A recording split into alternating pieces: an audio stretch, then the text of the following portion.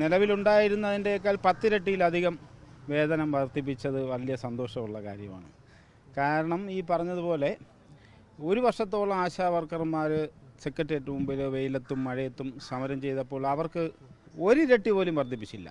10 ഇരട്ടിയാണ് ജയിൽ ശിക്ഷ അനുഭവിക്കുന്നവർക്ക് വർദ്ധിപ്പിച്ചത്. ഇനി തുടർന്നുള്ള ആനുകൂല്യങ്ങൾ, പെൻഷൻ, ഗ്രാറ്റുവിറ്റി, പ്രോവിഡന്റ് ഫണ്ട് ഇതെല്ലാം തന്നെ ഈ പിണറായി സർക്കാർ കൊടുക്കും.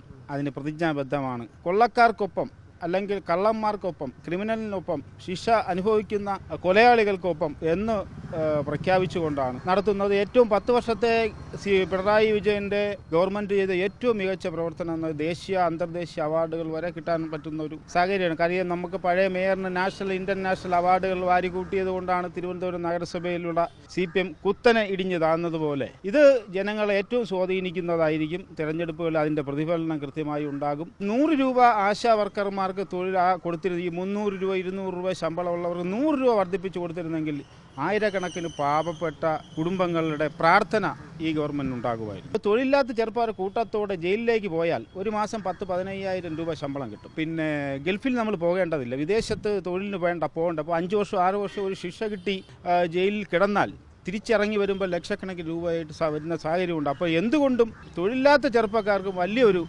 മാർഗം ഈ ഗവൺമെൻറ് തുറന്നു കൊടുത്തിരിക്കും. ഈ ശബരിമല കൊള്ള സഖാക്കളുടെ ഒരു ഘോഷയാത്ര തന്നെ ജയിലിലേക്ക് പോയിക്കൊണ്ടിരിക്കുകയാണല്ലോ.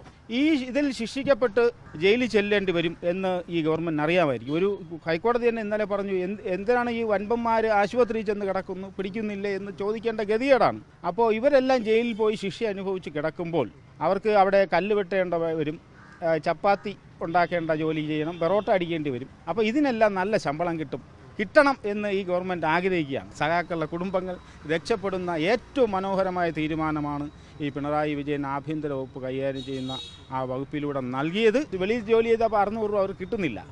600 രൂപ കിട്ടിയാൽ തന്നെ ഭക്ഷണത്തിന് വേണ്ടി 10-200 രൂപ ചിലവഴിക്കേണ്ടി വരുന്നു. അപ്പം ഭക്ഷണം അവിടെ കൊണ്ട് സുഖമായി കിടക്കാൻ വാടക കൊടുക്കണ്ട. ഒരു തൊഴിലാളി വെളിയിൽ നിന്ന് വന്ന് ഇവിടെ ജോലി ചെയ്താൽ ഒരു വീടെടുത്ത് 5,000 രൂപ വാടക കൊടുക്കണം. ഡെയിലി ഭക്ഷണത്തിനുള്ള ചിലവുണ്ട്. ഒരു ചിലവുമില്ല. എല്ലാം കഴിഞ്ഞ് 600 രൂപ കിട്ടുന്ന ഏറ്റവും ശുഭകരമായ കാര്യം ചെയ്ത പിണറായി സർക്കാരിനെ 100% അഭിനന്ദനങ്ങൾ അർപ്പിക്കുന്നു.